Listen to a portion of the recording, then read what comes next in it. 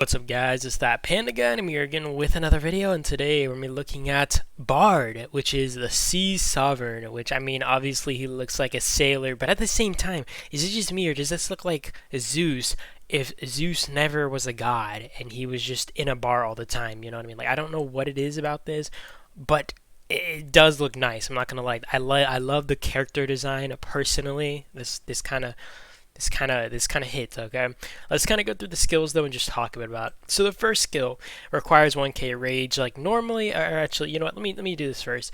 I do want to make sure everybody knows that he is a top commander hero, meaning that he's going to be harder to obtain, and I will say there's generally a lot of heroes that are in roulette that I would say are the better heroes, you know what I mean? But I would feel that in this case, or at least for rally captains, the thing is, I feel like for like field players, I'm not sure if he'd really be someone you'd want to pick. So in all fairness, it might actually be better that she is going to be the roulette hero, because I think that this hero is going to be more so specifically for, you know, maybe people who are running rallies. But either way, let's kind of run through these skills. So the first skill deals damage to up to 3 enemy targets in a circular area, and it is kind of crazy to me that this is instantly a circular AoE, whereas like Lewis, for example, you had to awaken him to make it circular AoE. Not to mention the fact that, I don't know, it's just kind of crazy to me that like it's I don't know, like circular AoE for 3 targets. I've never seen that before, but circular AoE right away. And the damage factor can go up to 13k skill damage. Damage taken by each enemy target reduces by 15% for every additional target, which is, you know, not out of the norm. We see that pretty usually with like Lewis or any really AoE hero that kind of, or most AoE heroes, you know what I mean? It reduces the amount of damage you're dealing across all of them for every additional person you're hitting. But the thing that you haven't seen is, if this skill kills an enemy squad, it has a 50% chance of immediately recovering up to 60 rage if, you know, obviously the skill is at level 5, which is kind of a crazy thing. And if you look at the awakened skill, I think a lot of people were missing this.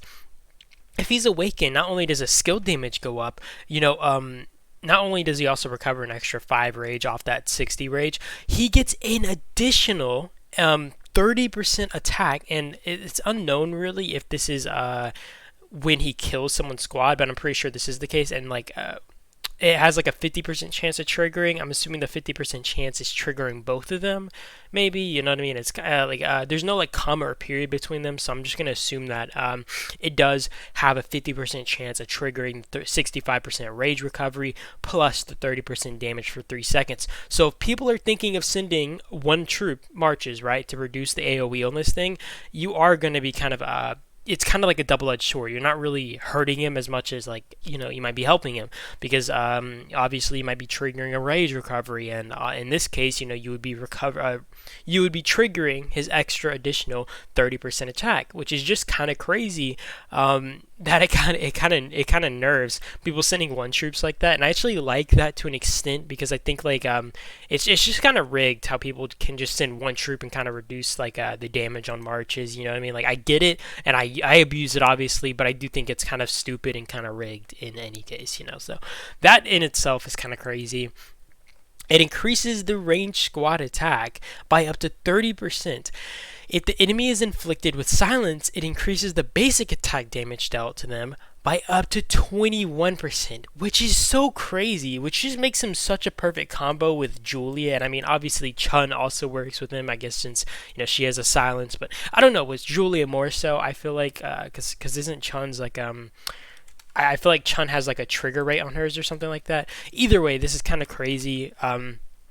It will just increase your attack if there's silence, which, you know, obviously if you're running with someone like Julia, they're going to be silencing this squad regularly, meaning that you're just increasing your basic attack. Not to mention, just 30% of extra range squad attack is already nice enough, you know what I mean? Like, even if it didn't have this increased basic attack damage, I would have been satisfied with just the 30% range squad attack.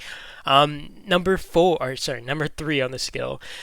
During sieges, it will increase your range squad defense by up to 25% and HP by up to 25%. Like, those are, like, they are freaking stacking stats over here, guys. These are just so many stats, okay? That's 50% in stats just on this third skill right here. And I mean, nothing really to say there. That is still just really solid. During rallies, it increases your skill damage dealt to garrison squads by up to 54%, guys. That is the killer one, okay? Skill damage increased by up to 54%. That is just deadly. I don't know how any garrison is really going to hold off a Julia Bard combo. You know what I mean? Like, like if you're fighting an enemy of equal strength, I just don't see how you're going to be trading relatively well. Even with the current combos, like, I think like the most popular one I've seen in like whale brackets would be like Riven and stuff. You know what I mean? Like it's Riven and like Ragoro, or it's Riven and Victor more so I've seen lately. But I don't know how like even those combos are really gonna hold off a duel like this, dealing an additional 54% skill damage. That is just crazy, guys. Like I feel like this is gonna be just such a deadly rally, and it also but it also increases all damage taken from garrison squads by up to 12.5%, which, I mean, it is like a double-edged sword, but I feel like the sword that you're taking is like significantly smaller, so I feel like it's worth it to upgrade this type of skill. Because I don't know, skill damage increase is just insane. Like being able to get that 54% additional skill damage increase, that's just insane to me. I don't know. Like personally, I think that Bard is going to be an insane rally monster, and I want to see him. I want to see him being run, but at the same time, I don't want to be the one taking him. You know what I mean? I think like at this point, it's just such an attack meta that if you cannot control the field, if you are not able to hold like field control, you're screwed as defense, right? And I'm actually going to do a video talking about this, but I feel like meta definitely changed, and to an extent, I would still say that Peterson is still like very impactful on garrisons, but I feel like if you're able, right, like because obviously if I'm like not a whale, it's gonna be harder for me to work on different like kind of garrison builds or garrisons like whatever. But if you're able to, if you built like a DPS garrison, that's gonna work better against like obviously DPS heroes like these. I think the reason that obviously Peterson's as good as he has been and like been labeled as good as he has been is because he's just a really good healer and he's been able to keep like garrisons topped off. But at this point, it's like when you consider the fact that Peterson's doing no damage, more or less, right? Like he's mostly just pumping out heals and maybe debuffing the enemy squad. And those people are able to just pound him with skill damage, pound him with like all this type of stuff.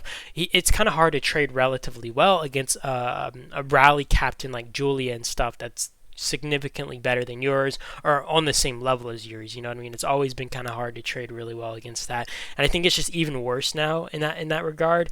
And I might do a video talking about like how I kind of feel about Peterson now and how I feel about other garrisons that are more DPS focused. Like I think the one issue about them is if you're like kind of struggling to keep them full, that'd be the only case that Peterson might kind of really outclass them. But at this case, or at this point, I think like a DPS garrison is kind of the way to go. You know what I mean? And I kind of have to revamp my garrisons personally because all mine are really focused around Peterson right now, and I might want to focus on like someone like Riven, or I might want to wait until I can focus on Bard and then focus on someone like Riven. It's kind of hard, or focus on someone like Jacob if I want a range garrison. It's just kind of like I'm split into so many spots right now, and I'm trying to figure it out. Okay, you guys let me know how you guys feel about this, how you guys feel about Bard, and how you guys just feel about everything. Okay, I do appreciate you guys always for watching. I hope you guys did enjoy, and I will see you guys in the next video. And that is about it. Peace out.